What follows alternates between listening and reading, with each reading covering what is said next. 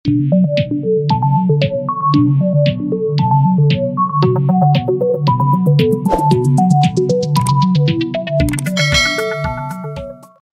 lang, direct. Easy ka lang, direct. Huwag kang magalit sa akin, direct. Ako lang to, direct.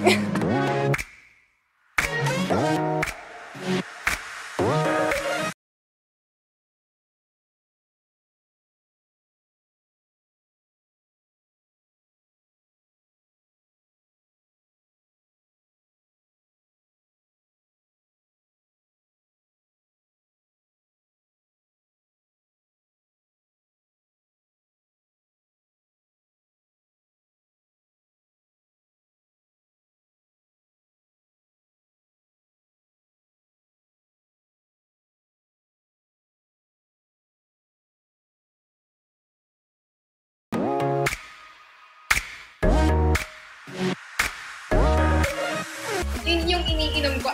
Gusto ko nga sanang mag-post na, alam nyo guys, for the record, hindi ako laseng nung preliminary dahil hindi ako umiinom. Eh, may nag-post nga nung teacher, paano ko na sasabihin? Tapos, actually, ako talaga yung naging tanggihan ng araw na yun. Pero hindi na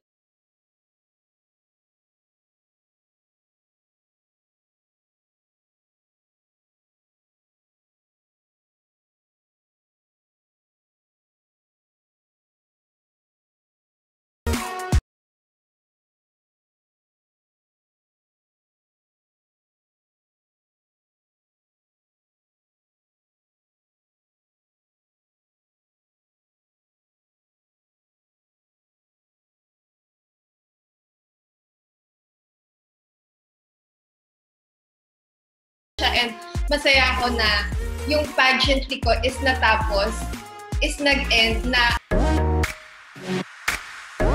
etong beauty pageant na to is naging sobrang magandang platform for me to spread positivity and to spread good vibes. So, alam mo yon, ang dami na kasing nangyayari talagang negative eh. Sa Facebook, may mga negative comments, sa balita, may negative news, sa lahat na lang may negative. So, pwede naman tayong magsimula, pwede naman tayong mag-share or gumawa ng something positive and then kakalat din yun eh, mabilis din kumalat yun eh. So, maging masaya na lang tayo.